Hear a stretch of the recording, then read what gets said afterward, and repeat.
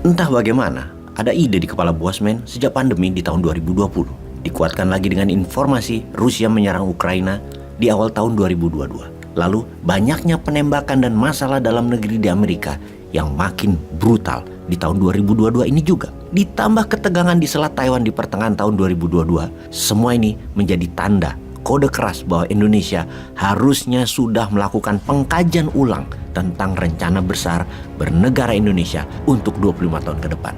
Dunia saat ini adalah dunia VUCA yang bisa menjadi peluang, bahkan mungkin satu-satunya peluang yang kalau Indonesia tidak ambil, maka selamanya Indonesia akan menjadi middle income country yang dijebak di sini terus seterusnya.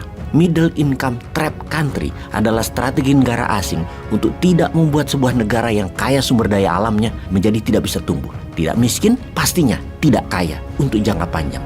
Negara Amerika Latin sudah merasakan sejak tahun 2000-an hingga saat ini. Ya begitu-begitu saja pendapatan negaranya, tidak tumbuh kencang lagi, tapi turun naik. Argentina GDP per kapitanya itu $5.200 di tahun 2005. Di tahun 2020, $8.200. Naik 59% dalam 15 tahun alias 3,9%-an per tahun. Brazil 2005 $4.850 per kapita di tahun 2020 menjadi $6.700 per kapita, naik 39% alias hanya 2,5% per tahun. Intinya, dari negara berkembang untuk menjadi negara tengah bisa tumbuh cepat, namun begitu di $400 per kapita untuk naik ke $12.700 per kapita, di mana di GDP per kapita itulah sebuah negara dikatakan negara maju adalah di level 12.700. Sulit sekali tercapainya. Ketika di negara berkembang atau masih level bawah akan dibantu dengan cepat untuk mencapai menjadi negara menengah. Menjadi maju tidak mungkin diberikan peluangnya. Lamanya bukan main dan sulit. Ditahan-tahan.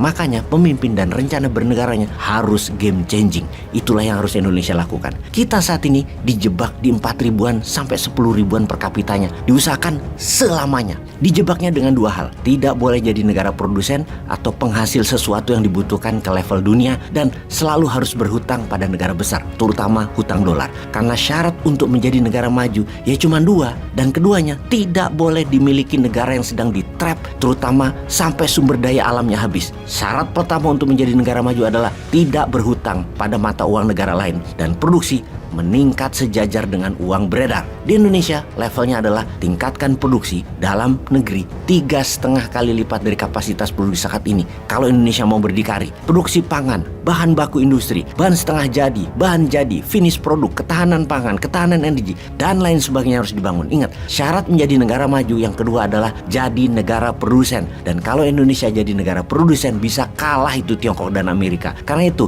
Indonesia tetap harus dieksploitasi. Yang produksi hanya investasi asing saja, alias foreign direct investment istilahnya. Terbukti sekarang diberi karpet merah lintah darat dua negara tersebut. Kembali ke paragraf awal, di mana inilah masa Indonesia kalau mau menjadi negara maju dengan pendapatan naik 3 kali lipat dari saat ini dengan cepat adalah sekali lagi masanya sekarang. Meningkatkan 3 kali lipat APBN dalam 5 tahun ke depan dan menjadi negara ber-GDP 3,3 triliun, di mana saat ini hanya 1,1 triliun, maka masanya bukan besok, bukan 2024, masanya sekarang. Arah kapal nasional harus segera disesuaikan tujuan bersamanya dan dengan tangan dingin eksekusinya segera. Sebelum kita menjelaskan detail tentang strategi nasional 2045, maka kita rincikan dulu peristiwa apa yang sedang terjadi dan akan terjadi dalam beberapa saat ke depannya. Peristiwa pertama adalah de-dolarisasi atau strategi dagang tanpa memakai dolar. Yang kedua adalah Rusia mencekik Eropa, sekali lagi, namun bukan pakai minyak dan gas, tetapi pakai pangan.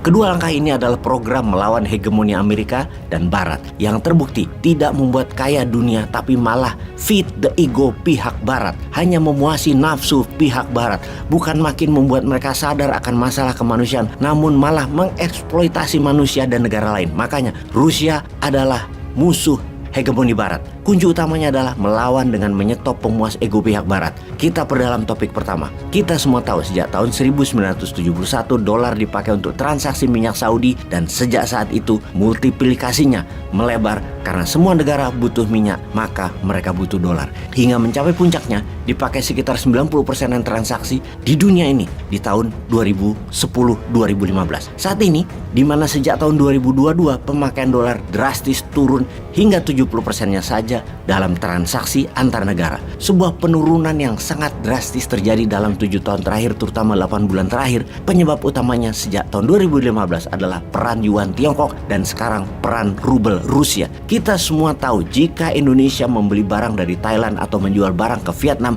maka transaksinya menggunakan alat bayar dolar. Bahkan di tahun 2019, saya membawa tunai 20 juta rupiah mau ditukarkan dengan mata uang di Austria. Semua money changers dan bank menolak rupiah tersebut.